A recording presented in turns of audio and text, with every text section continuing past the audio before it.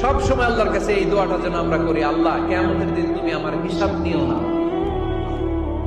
আল্লাহ তুমি আমার বিচার বসিও না, আল্লাহ তুমি দয়া করে আমারে মাফ করে দিও। আল্লাহ যার বিচার করবেন ও জাহান্নামে যাবে, আর যার বিচার করবেন না সে জান্নাতে যাবে।